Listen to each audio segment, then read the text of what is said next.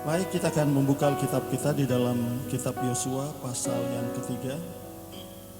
Dalam Yosua pasal 3 ayat pertama hingga ayat yang ke-5. Yosua bangun pagi-pagi, lalu ia dan semua orang Israel berangkat dari Sitim dan sampailah mereka ke sungai Yordan. Maka bermalamlah mereka di sana sebelum menyeberang. Setelah lewat 3 hari, para pengatur pasukan menjalani seluruh perkemahan dan memberi perintah kepada bangsa itu, katanya, segera sesudah kamu melihat tabut perjanjian Tuhan Allahmu yang diangkat para imam yang memang suku Lewi, maka kamu harus juga berangkat dari tempatmu dan mengikutinya.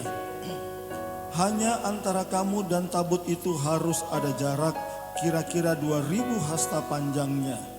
Janganlah mendekatinya, maksudnya supaya kamu mengetahui jalan yang harus kamu tempuh, sebab jalan itu belum pernah kamu lalui dahulu.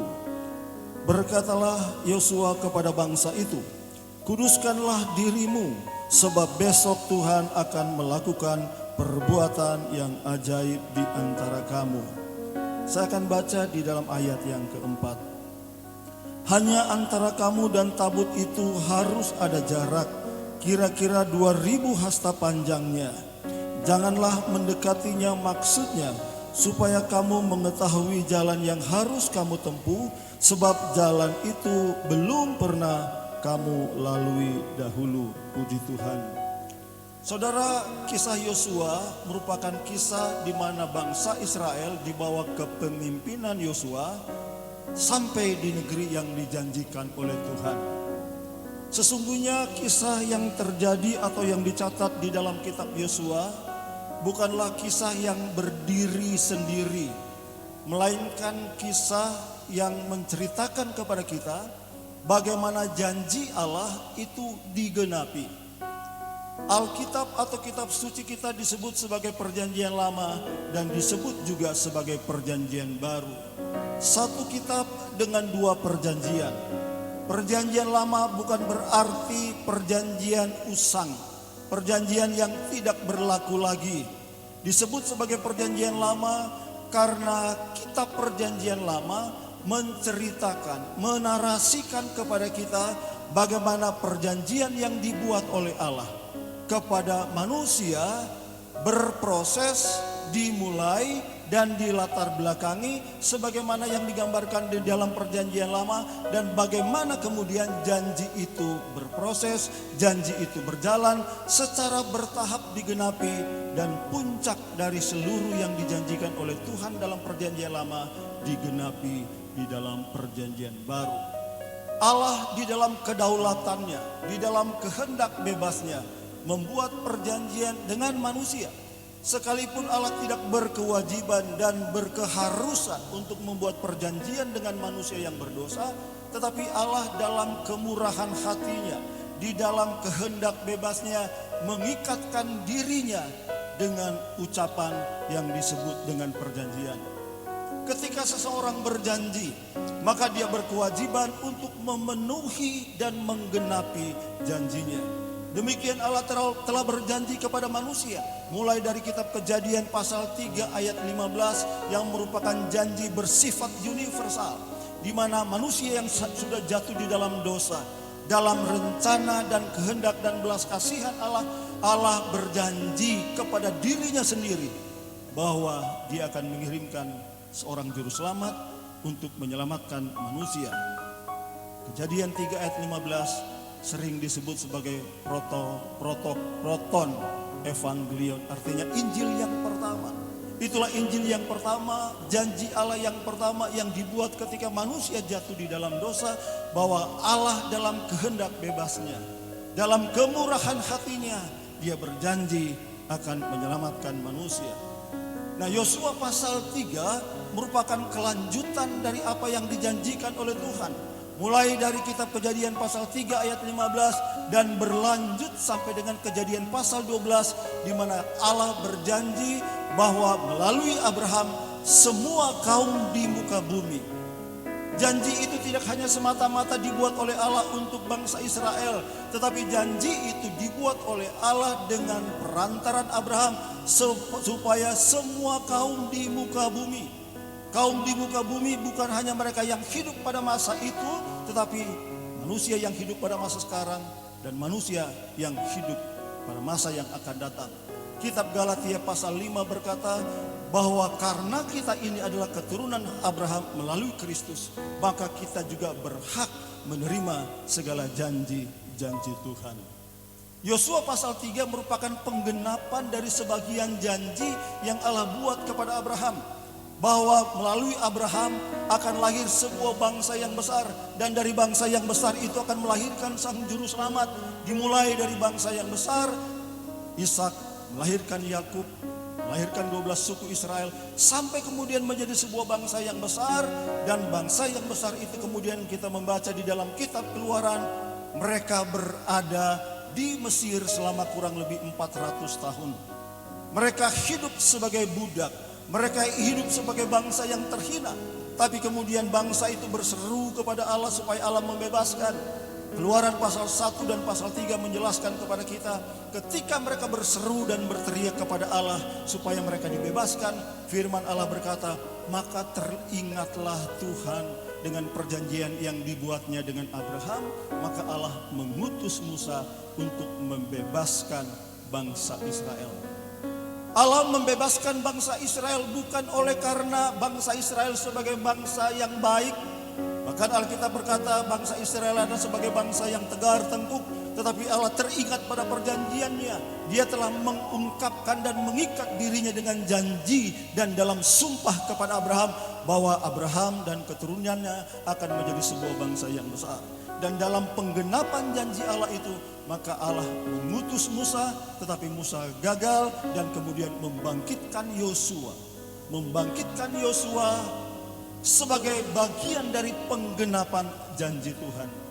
Nah, saya ingin menggarisbawahi untuk kita ingat bahwa kita sedang berada dalam ikatan perjanjian dengan Allah.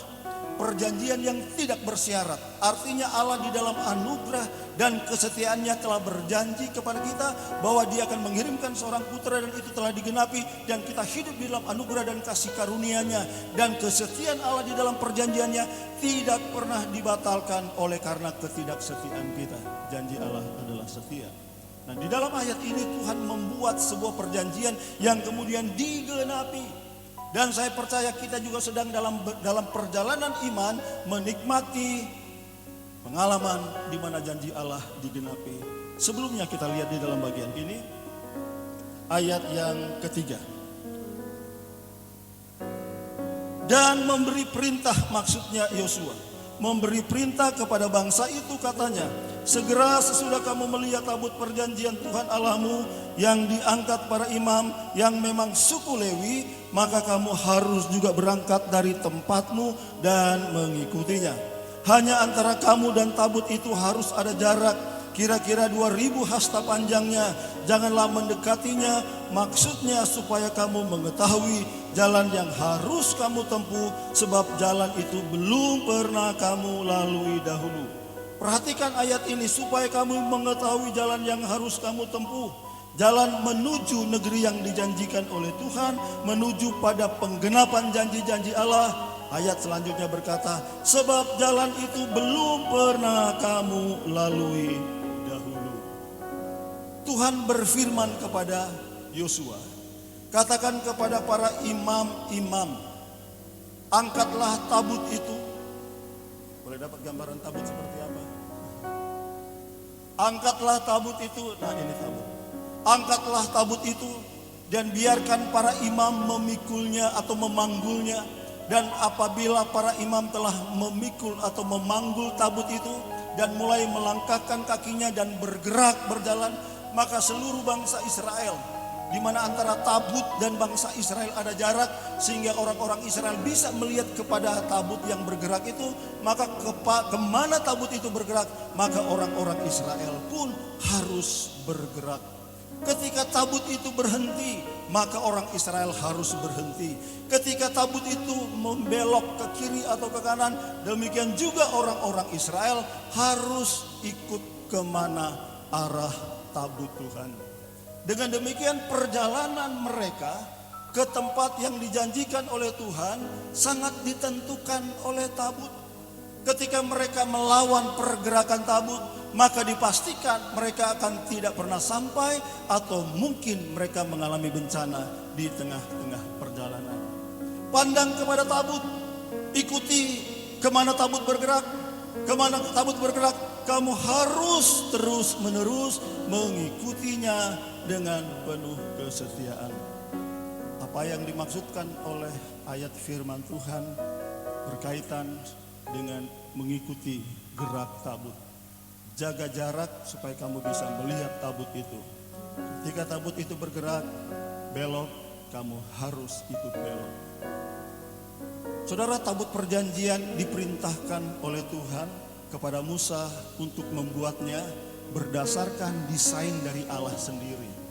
Allah lah yang merancang desainnya seperti apa dan memerintahkan kepada Musa dan para tukang yang diberikan karunia rohani untuk membuat tabut itu. Tabut yang dibuat oleh Musa bukan berasal dari ide manusia, tetapi Allah sendiri yang merancang tabutnya.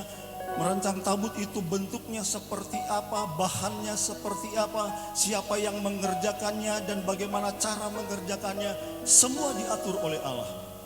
Dan di dalam tabut itu diletakkan 2 loh batu. Di dalam tabut itu juga diletakkan roti mana. Dalam tabut itu juga diletakkan tongkat Harun yang berbunga. Kemudian di atasnya ditutup dengan tabut yang disebut dengan tutup tabut perdamaian. Dan di atasnya ada 2 kerubium yang melayang-layang yang menutupi wajahnya karena mereka tidak mampu melihat kemuliaan Allah. Tabut itu diperintahkan oleh Tuhan kepada Musa sebagai bentuk fisikal dari kehadiran Allah di tengah-tengah umatnya. Kehadiran Allah hari ini kita tidak bisa melihat secara kasat mata. Tetapi pada masa perjanjian lama Allah dalam anugerah dan kasih karunia-Nya ingin menampakkan diri secara kasat mata kepada umatnya dalam rupa tabut perjanjian. Jadi tabut perjanjian adalah lambang personifikasi dari kehadiran Allah secara fisikal. Orang Israel bisa melihat Allah dalam rupa tabut perjanjian. Jadi tabut perjanjian adalah simbolisasi dari kehadiran Allah. Orang-orang Israel di bawah kepemimpinan Musa meminta petunjuk dan meminta nasihat, meminta segala kehendak Allah dan apa yang menjadi rencana Allah melalui perantaran tabut. Jadi tabut adalah lambang Allah yang ada di tengah-tengah umatnya. Dengan demikian kalau Musa atau kalau Yosua memerintahkan kepada orang Israel untuk mengikuti kemana gerak tabut itu sama dengan memerintahkan kepada orang Israel untuk melihat kemana Allah bergerak. Tabut bukan benda mati tetapi simbolisasi dari kehadiran Allah. Artinya kemana Allah bergerak, kemana Allah melangkah, maka semua orang Israel harus melangkah mengikuti tabut itu. Nah, hari ini kita tidak melihat tabut yang adalah lambang kehadiran Allah. Tetapi di dalam Injil Yohanes pasal 1 ayat 1 dan seterusnya berkata bahwa pada mulanya adalah firman. Firman itu bersama-sama dengan Allah dan firman itu menunjuk kepada pribadi Kristus itu sendiri. Dan firman Allah berkata firman itu telah menjadi manusia dan diam di antara kita. Kata diam dalam bahasa Yunani sama dengan bertabernakel, artinya Allah membangun tenda. Bahkan kalau kita melihat hari ini, maka kehadiran Allah di tengah-tengah umatnya melampaui apa yang Allah sudah nyatakan di dalam perjanjian lama. Dalam perjanjian lama Allah hadir dalam rupa tabut, maka hari ini Allah hadir secara fisikal. Ibrani pasal 1 ayat 1 sampai dengan ayat yang ketiga. Setelah pada zaman dahulu kala Allah telah berulang-ulang kali berbicara kepada nenek moyang kita dengan perantaran para nabinya, maka pada zaman akhir ini Allah telah mengutus anaknya untuk berbicara dengan kita. Ia disebut sebagai Immanuel yang artinya Allah bersama-sama dengan kita. Allah bersama-sama dengan kita dalam rupa yang dimana dikatakan Roh Kudus tinggal di dalam diri kita. Paulus berkata ketika kita menjadi percaya, tidak tahukah kamu bahwa kamu adalah bait Allah dan Roh Allah tinggal dan berdiam di dalam diri kamu. Jadi kita ini adalah tempat kediaman Allah. Pada masa lalu Allah berdiam di dalam tabut perjanjian, maka di masa sekarang Allah berdiam dalam setiap diri manusia yang percaya kepadanya. Pada waktu itu Allah hadir dalam rupa tabut yang hanya bisa disaksikan oleh banyak orang, maka hari ini Allah berdiam di dalam diri setiap orang percaya dalam rupa rohnya. Sebab Alkitab sendiri berkata bahwa kamu adalah bait Allah dan roh Allah berdiam di dalam diri. Dalam Injil Yohanes pasal 17 dikatakan, aku akan pergi kepada Bapa dan aku tidak membiarkan kamu sebagai yatim piatu, tetapi aku akan pergi kepada Bapa dan meminta kepada Bapa supaya dia mengirimkan seorang penolong yang lain. Kata yang lain adalah kata yang sejajar dengan pribadi kedua dari anak manusia, anak Allah, yaitu anak manusia, yaitu Kristus sendiri. Pribadi kedua atau pribadi ketiga yang sejajar. Itu berarti Roh Kudus yang berdiam di dalam diri kita adalah oknum dengan otoritas kekuasaan dengan tingkat yang sama dibandingkan dengan Allah Bapa dan Allah Anak. Dikatakan Roh Kudus akan berdiam di dalam diri kamu sampai pada selama-lamanya. Jadi Allah memimpin kita hari ini melalui kehadiran Roh-Nya di tengah-tengah kita, sebab kita ini adalah bait Allah. Roh Kudus menggunakan firman-Nya. Firman Allah adalah anugerah yang Allah berikan kepada kita untuk kita bisa hidup, mengerti dan memahami kehendak Allah. Roh Kudus memimpin kita melalui terang firman-Nya.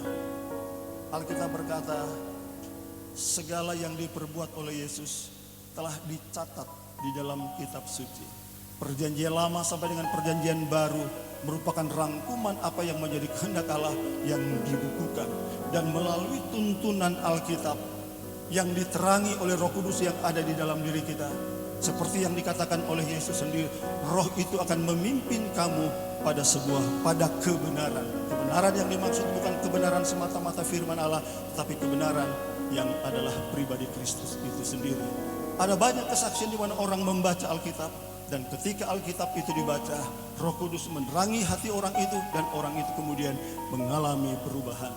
Jadi kalau hari ini kita mengibaratkan seperti Yosua berkata kepada para imam dan kepada orang Israel kemana tabut itu bergerak, maka kamu harus mengikuti kemana tabut itu bergerak.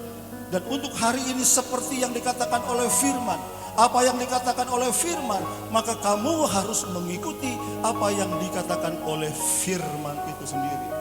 Raja Daud dikategorikan sebagai raja yang terhebat dari seluruh susunan raja-raja yang pernah dibangkitkan oleh Tuhan pada masa di mana Israel telah menjadi raja. Dia memulai kitab Mazmur yang ditulis seluruhnya yang berjumlah lebih dari hampir 150 pasal. 150 pasal yang terdiri lebih dari 1.700 ayat. Kitab Mazmur yang 150 pasal yang lebih dari 1.700 ayat, yang kesemuanya memberikan rahasia bagaimana kita hidup di dalam segala kelimpahan di dalam Allah, menikmati janji-janji Tuhan, dimulai dengan pernyataan yang sangat jelas. Berbahagialah mereka yang merenungkan Taurat itu siang dan malam. Dia seperti pohon yang ditanam di tepi aliran air. Sekalipun memasuki masa paceklik, dia tetap akan menghasilkan buah. Kitab Mazmur 150 pasal, 170 ayat diawali dengan peringatan, dengan catatan, berbahagialah mereka yang merenungkan Taurat itu siang dan malam. Firman Allah menjadi pegangan. Dalam Yosua pasal 1 kalau saudara membaca, Tuhan berfirman kepada Yosua, Musa sudah mati, waktunya engkau akan memimpin umatku mendiami negeri yang kujanjikan. Bangkitlah dan janganlah takut, tetapi ingatlah, renungkanlah Taurat itu siang dan malam. Berulang-ulang kali Tuhan berkata kepada Yosua, janganlah engkau lupa memperkatakan Taurat itu siang dan malam. Sebab hanya dengan demikian maka perjalananmu akan berhasil. Kalau hari ini kita mempunyai Alkitab, maka itu adalah anugerah terbesar yang Allah berikan. Tidak semua orang bisa mempunyai kitab suci, tetapi hari ini kita diberikan oleh Tuhan Alkitab dan juga Roh Kudus yang tinggal di dalam diri kita, yang akan menuntun kita untuk mengerti kehendak Allah, yang menuntun kita untuk mengerti dan berjalan kemana Tuhan mau, yang akan menuntun dan membawa kita ke jalan yang sama sekali belum pernah kita melewatinya. karena jalan itu belum pernah kita lewati, maka kita memerlukan firman Tuhan. Beberapa waktu lalu,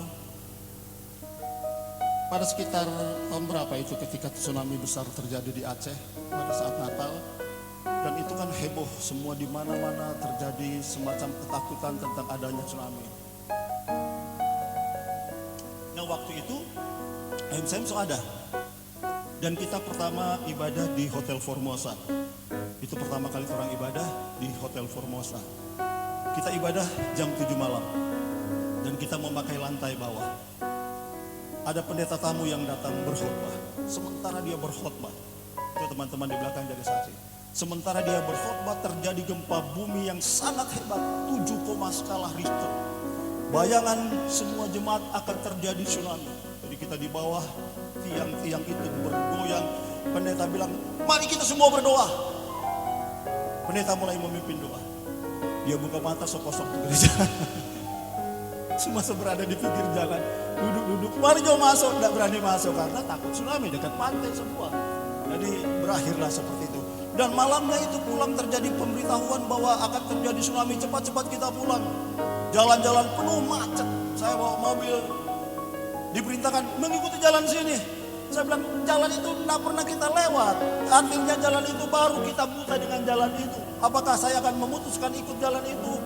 Atau mungkin kalau saya pilih jalan itu, pasti saya tidak akan sampai.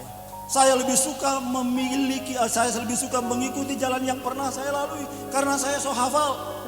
Jalan Tomohon, Manado, saya so hafal. Saya bisa sambil ngelamun, sambil nyetir. Kadang-kadang tertidur sedikit, masih sampai di tujuan. Karena jalan saya so hafal. Kapan belok kiri, tikungan-tikungan, di mana jalan berlubang, saya so hafal. Saya tidak perlu rambu-rambu lalu lintas. Tapi kalau jalan itu baru sama sekali, mungkin kita lebih suka memilih jalan yang kita ketahui. Nah, firman Allah berkata kepada Yosua, jalan itu belum pernah kamu lalui. Dan karena jalan itu belum pernah kamu lalui, kamu harus melihat kepada tabut itu. Tabut itulah yang akan memimpin kamu, sebab jalan yang akan kamu lalui adalah jalan yang yang belum pernah kamu lalui sebelumnya. Itulah alasan kenapa kita memerlukan Tuhan sebagai pemimpin dalam perjalanan hidup kita, karena jalan yang akan kita lewati adalah jalan yang belum pernah kita lalui sama sekali. Kita bukan manusia yang pernah berada di akhir Desember 2023 dan kemudian kembali di Januari dan kita bilang kita itu jalan kasih tahu, Pak. 5 menit kemudian dari kejadian hari ini, kita tidak tahu sama sekali apa yang terjadi di depan kita. Kita tidak pernah tahu sama sekali, karena jalan itu belum pernah kita lalui sama sekali. Sementara di dalam diri kita, Tuhan membangkitkan hasrat dan impian untuk sebuah kehidupan yang lebih baik. Seperti yang dikatakan di dalam Mazmur pasal 104 ayat 5. Bahwa dia menganugerahkan kepada kita hasrat untuk kebaikan. Hasrat untuk memperbaiki diri. Hasrat untuk sekolah di perguruan tinggi yang lebih baik. Hasrat untuk mendapatkan pekerjaan yang lebih baik. Hasrat untuk membuka usaha yang lebih baru lagi. Hasrat untuk sesuatu yang baru, yang lebih baik dibandingkan dengan hal-hal yang lalu. Sementara untuk hasrat yang baik ke depan, itu sama sekali belum pernah kita melewatinya. Kita kurang pengalaman dengan hal-hal yang akan terjadi di masa yang akan datang. Karena hal itulah, maka kita memerlukan pimpinan Tuhan. Kita memerlukan keterlibatan Tuhan. Sebab Tuhan kita adalah Alfa dan Omega. Dia di awal dan di akhir. Dia Allah yang mengetahui masa lalu dan mengetahui di masa depan kita. Itu sebabnya orang-orang Israel diperintahkan oleh Tuhan, karena jalan itu belum pernah kamu lalui sama sekali, maka kamu harus mengikuti kemana tabut itu bergerak. Dan lebih daripada itu, karena kita adalah manusia yang lemah, sementara Allah adalah Allah yang kuat. Alkitab sering menggambarkan kita sebagai domba, bukan sebagai hal-hal yang lain. Ada banyak perumpamaan yang digambarkan oleh Alkitab mengenai hubungan antara Allah dengan umatnya. Dan salah satu gambaran yang dipakai Alkitab untuk menjelaskan hubungan antara Allah dengan kita digambarkan sebagai domba dan Allah digambarkan sebagai gembala. Yesus berkata, akulah gembala yang baik. Ada padaku domba-domba yang diberikan oleh Allah kepadaku. Aku mengenal domba-dombaku dan domba-dombaku mengenal suaraku. Dan gembala yang baik menyerahkan nyawanya untuk domba-dombanya. Mengapa Alkitab menggambarkan kita sebagai domba? Tidak menggambarkan kita sebagai singa. Tidak menggambarkan kita sebagai lembu yang kuat dan seperti bantengnya PDI. Tidak menggambarkan kita seperti Raja Wali. Kadang-kadang Alkitab menggambarkan kita sebagai Raja Wali. Tapi lebih daripada semuanya itu Allah atau Alkitab menggambarkan kita sebagai domba. Ini untuk menunjukkan dan membuka pemikiran kita bahwa kita sebenarnya adalah makhluk yang terbatas, makhluk yang lemah. Ibarat domba yang lemah, demikian juga adalah manusia seperti domba yang lemah. Di antara binatang yang diciptakan oleh Tuhan, mungkin hanya domba yang tidak mempunyai alat untuk melindungi diri sendiri. Ayam punya taji, kambing punya tanduk, domba punya tanduk, tapi tanduknya tanduk semu. Kalau dia adu, tanduknya yang patah sebab tanduknya lembut dan semu. Jadi domba tidak punya alat untuk membela diri. Domba tidak punya alat navigasi. Burung merpati, saudara lepas, dipakai untuk mengirim surat. Dia punya alat navigasi, dia punya GPS, dia tahu kemana dia harus terbang. Di tengah-tengah atau di angkasa yang luas, dia tahu kemana dia harus terbang. Dia punya alat navigasi. Anjing punya alat navigasi dengan penciuman. Ayam punya alat navigasi untuk kembali ke kandangnya sekalipun dia berkeliaran ke sana kemari. Tetapi domba tidak punya alat navigasi. Saudara lepas di ladang, dia tidak punya alat navigasi untuk pulang cari kandangnya sendiri. Itu sebabnya gembala harus menuntun dan membawa kembali ke kandangnya. Domba tidak punya kemampuan untuk mencium atau mempunyai alat untuk cari makanan. Ayam bisa cari makan sendiri. Domba mati hidup sangat bergantung pada gembala. Kalau gembala kasih makan, dia gemuk dan segar. Kalau gembala tidak kasih makan, dia akan mati kelaparan. Domba tidak punya kesanggupan untuk cari makan sendiri. Domba masuk binatang yang paling lemah. Itu sebabnya Alkitab menggambarkan kita sebagai domba. Seperti yang dikatakan di dalam kitab Yesaya, kita sesat seperti domba. Kita tidak tahu jalan kembali kepada Allah. Tetapi Allah dalam anugerah dan kasih karunia-Nya telah menyelamatkan kita. Dalam pengertian seperti itulah, kita sebagai domba memerlukan gembala untuk kebutuhan jiwa kita. Kita memerlukan gembala untuk ketenangan jiwa kita. Kita memerlukan gembala yang akan menuntun kita ke padang yang berumput hijau, yang menuntun kita untuk memberi atau mencari air yang tenang itu. Kita yang lemah sebagai domba, tetapi Allah adalah pribadi yang kuat dan berkuasa. Maka itu alasannya kenapa kita memerlukan pimpinan dari Tuhan. Amin. Ayat selanjutnya di dalam ayat yang kelima. Berkatalah Yosua kepada bangsa itu, kuduskanlah dirimu, sebab besok Tuhan akan melakukan perbuatan yang ajaib di antara kamu. Kalau kita membaca rangkaian dari kisah Yosua ini, kita bisa mengambil kesimpulan bahwa Tuhan yang akan menjadi pemimpin kehidupan kita. Kenapa? Karena kita adalah lemah dan Tuhan adalah kuat. Kita domba tidak tahu arah mana yang tepat, tetapi Tuhan tahu arah yang tepat. Ayat yang kelima memberikan sebuah janji kepada kita. Apabila kita hidup mengikuti pimpinan Tuhan, maka perbuatan-perbuatan ajaib yang dijanjikan oleh Tuhan akan menjadi bagian dari pengalaman kita. Ayat ini berkata, kuduskanlah dirimu. Artinya engkau harus menjauhkan diri dari tata cara dunia, tetapi pada saat yang sama engkau harus berkata ya kepada firman Allah. Dan ketika engkau berkata ya kepada firman Allah, maka perbuatan ajaib yang Allah mau lakukan akan terjadi di dalam kehidupan kita. Di dalam kitab Injil Matius dicatat ada seorang yang sudah menderita 12 tahun karena sakit pendarahan. Alkitab berkata dia telah berusaha sedemikian keras untuk supaya dirinya disembuhkan. 12 tahun adalah waktu yang cukup bagi seorang untuk mengalami penderitaan, dan saya percaya dan saya yakin orang itu sungguh-sungguh mengalami penderitaan yang sangat hebat. Dia sudah menjual seluruh kekayaannya supaya dirinya bisa disembuhkan.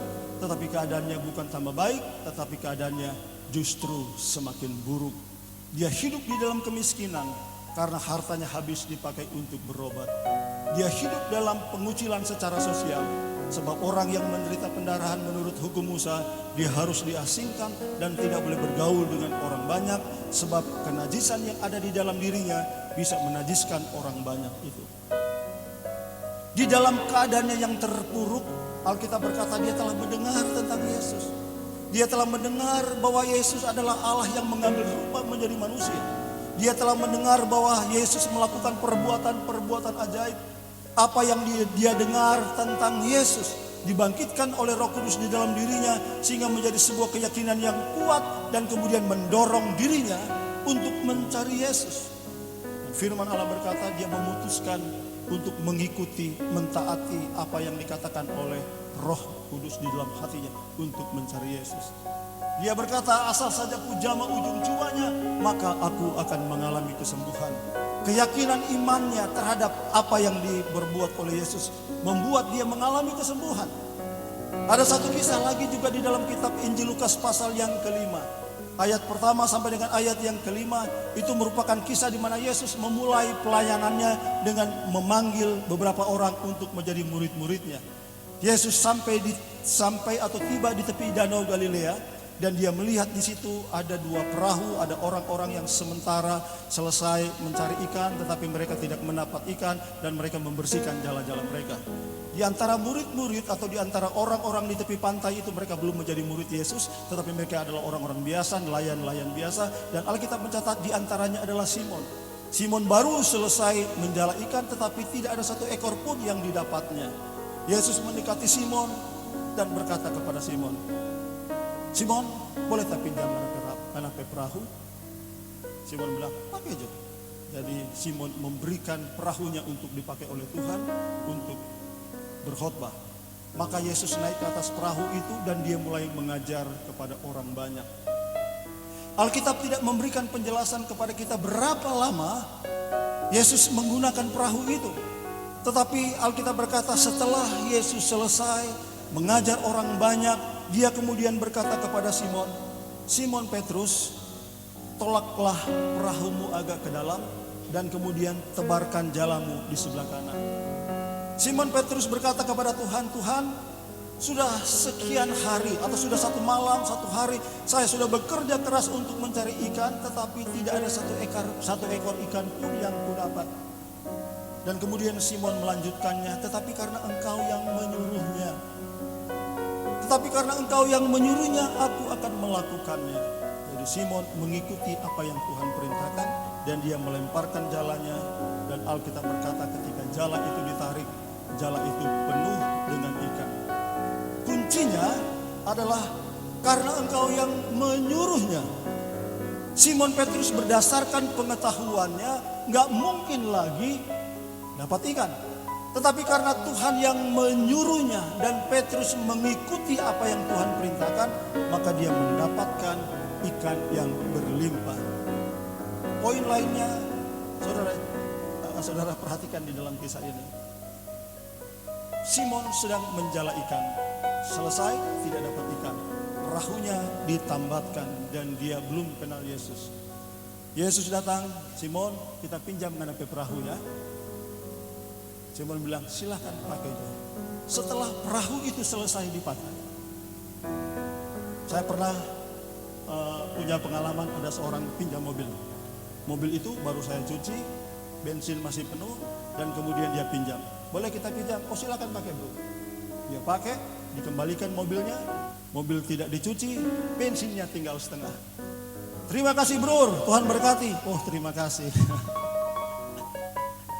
Tapi Yesus tidak seperti itu.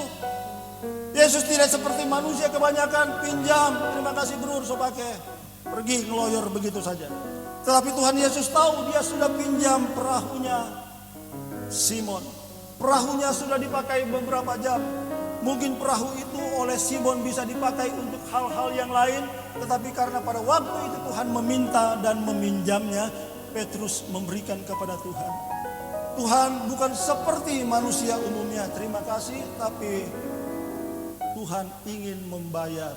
perahu yang sudah dipinjamnya dengan berkata, Petrus, pergi di seberang, tangkap ikan. Dan dapat satu ikan yang hampir penuh, jalannya hampir koyak.